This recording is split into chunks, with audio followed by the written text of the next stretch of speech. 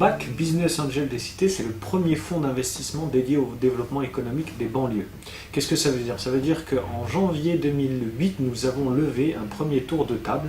Nous avons été chercher 5 millions d'euros auprès de 80 investisseurs, des personnes physiques, une dizaine de patrons du CAC 40, 70 patrons des grandes institutions financières qui ont, à titre personnel, investi entre 50 et 100 000 euros chacun pour pouvoir constituer ce fonds.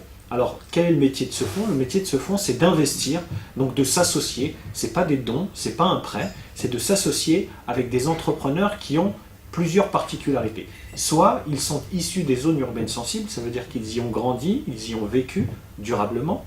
Soit ce sont des entreprises qui veulent s'implanter dans ces zones urbaines sensibles. Vous savez qu'il y en a 751 en France, 751 zones urbaines sensibles. Donc des entreprises qui veulent s'y implanter aussi pour y développer de l'emploi. Ce sont les critères de BAC. Soit des entrepreneurs issus de banlieue, soit des entreprises qui veulent s'implanter en banlieue, quelle que soit l'origine sociale, territoriale de l'entrepreneur qui porte cette entreprise. Alors comment nous intervenons? Nous intervenons d'abord en capital avec des tickets, nous investissons entre 30 et 1,5 million d'euros.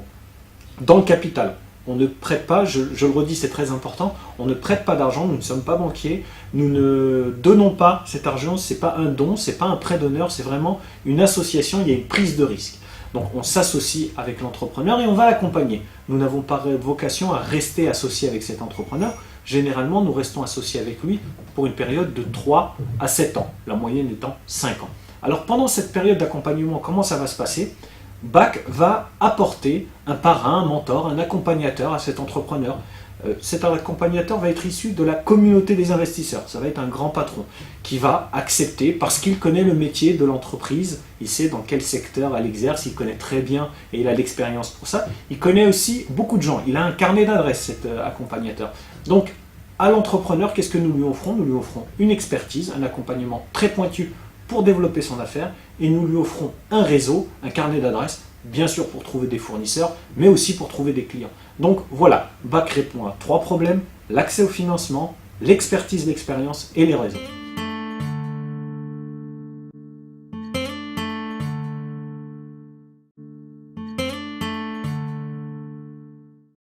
Alors à ce jour, BAC a investi près de 2 millions d'euros dans une dizaine d'entreprises. Donc depuis 2008, nous avons investi 2 millions d'euros à peu près dans 10 entreprises différentes. Aussi bien dans le secteur du vestimentaire, nous avons une entreprise qui fabrique et distribue des polos pour la gendarmerie par exemple. Nous avons une entreprise qui propose des prestations de transport de marchandises avec des véhicules propres, écologiques, elle s'appelle Ecolotrans. Nous avons investi dans une entreprise qui développe une chaîne de distribution de produits cosmétiques pour peau noire et peau bronzée qui s'appelle Inaya, dont la première boutique est installée à Saint-Denis. Donc voilà, c'est très divers et varié.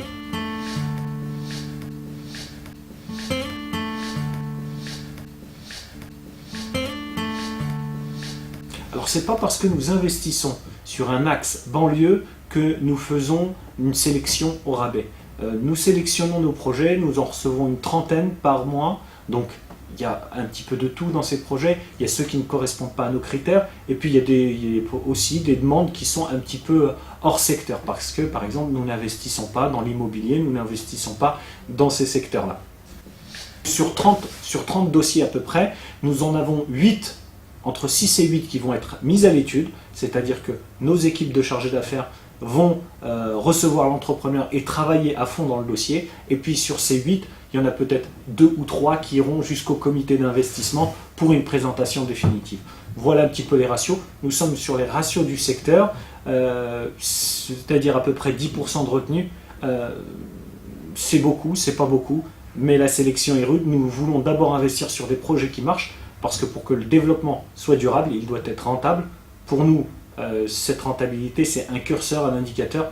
Plus les entreprises vont se développer, plus on aura d'entrepreneurs représentatifs et donc des modèles de réussite issus de ces quartiers, ou bien des entreprises, si elles se développent, ça veut dire aussi qu'elles créent de l'emploi et d'abord en faveur de ces territoires.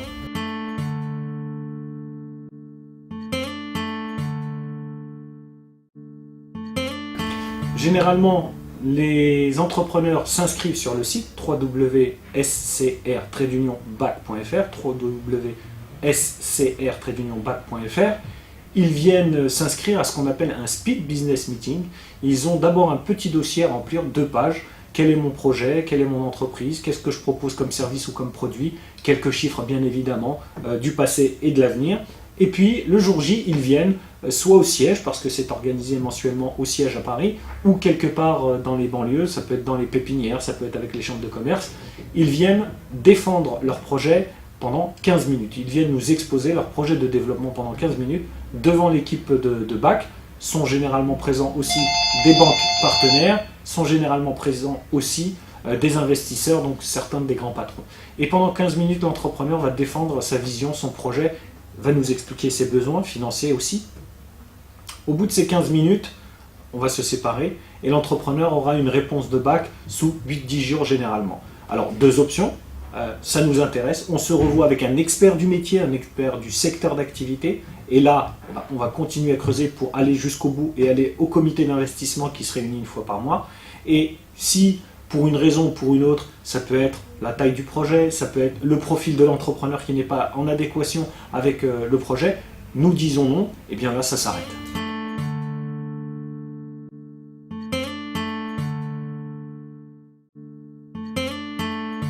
Bien évidemment, on est un petit peu représentatif du secteur de la création et des dirigeants d'entreprise. On a à peu près 30% de nos dossiers et de nos entrepreneurs qui sont des entrepreneurs avec un E, donc des femmes. Là-dessus, il n'y a pas de singularité, j'ai envie de dire. On ne se distingue pas là-dessus. Quant au diplôme, on a l'entrepreneur, par exemple, dont je vous parlais, qui s'appelle Saïd, qui fabrique et distribue des polos pour la gendarmerie, a arrêté l'école en 5e, et puis on a des entrepreneurs qui ont poussé jusqu'à Bac+6, Bac+8. Donc c'est très large. Je dirais qu'il n'y a pas de profil type. Ils ont peut-être un point commun, c'est l'envie, la niaque, une excellente idée, et ils savent où est-ce qu'ils vont.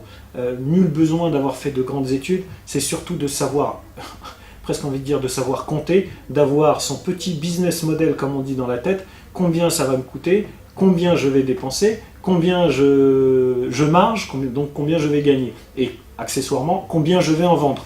Donc, ils savent tous globalement le poser sur le papier, à la main ou sur un business plan. Le reste, on est capable de le fournir en termes d'accompagnement. La banlieue, pour rappel, n'est pas exclusivement basanée. Dans ces territoires, en fonction de la géographie, il y a aussi des populations blanches, des populations noires, des populations issues de l'immigration maghrébine, issues de l'immigration asiatique. C'est très multiple et très coloré. Nous, à BAC, notre mission, elle est liée à un territoire. Et dans ces territoires, il y a une diversité extrême. Peu importe l'origine, peu importe la couleur, peu importe la religion, peu importe le sexe, peu importe le handicap, pourvu que l'entrepreneur est un projet ou une entreprise avec un potentiel de développement et que nous soyons convaincus à la fois par la personne et par le marché sur lequel il veut se développer. Voilà, les autres critères ne rentrent pas en compte. Alors sur les entreprises, nous en avons 2 types. Les petites entreprises, chez nous c'est petit, donc tout est relatif. Celles qui recherchent entre 30 et 300 000 euros, généralement viennent à nous. Celles qui recherchent plus de 300 000 euros, entre 500 et 1 million d'euros, celles-là nous les approchons, nous allons les voir, parce que l'entrepreneur ne vient pas forcément au fonds d'investissement, ne vient pas forcément au business angel. Nous avons aussi un rôle de pédagogie. Imaginez, vous êtes entrepreneur depuis 5, 10 ans, votre entreprise a 3, 4, 5 millions d'euros, vous avez besoin de vous développer, mais vous n'avez pas envie d'ouvrir votre capital, vous n'avez peut-être pas envie d'avoir des associés parce que ça vous fait peur, parce que vous ne maîtrisez pas, parce que vous n'êtes pas en confiance. Donc il y a tout un travail de pédagogie pour expliquer à l'entrepreneur, finalement, qu'est-ce qu'il vaut mieux? Avoir 60% de quelque chose qui va être beaucoup plus gros ou 100% d'un petit truc? C'est finalement à cette question à laquelle nous amenons l'entrepreneur à répondre, et bien généralement, ils nous entendent bien. D'abord, je suis entrepreneur, j'ai créé mon entreprise il y a 10 ans à Mantes-la-Jolie, et les 3 choses m'ont manqué, l'argent, de l'expérience et du réseau. Ce sont les 3 choses qui nous manquent le plus dans ces territoires. Par ailleurs, je suis un militant du développement des banlieues. Je me suis toujours demandé pourquoi on n'avait rien fait pour ces territoires, et finalement, pourquoi continuer à critiquer si soi-même on ne fait rien? modestement, j'essaie d'amener une petite pierre à la muraille de Chine en disant, bon bah moi je sais créer une entreprise, je sais développer une entreprise, essayons de démultiplier cette expérience à une échelle un peu plus industrielle pour que d'autres puissent créer leur entreprise, d'autres puissent créer des emplois, et peut-être que un grain de sable plus un grain de sable, ça pourra nous faire le Sahara.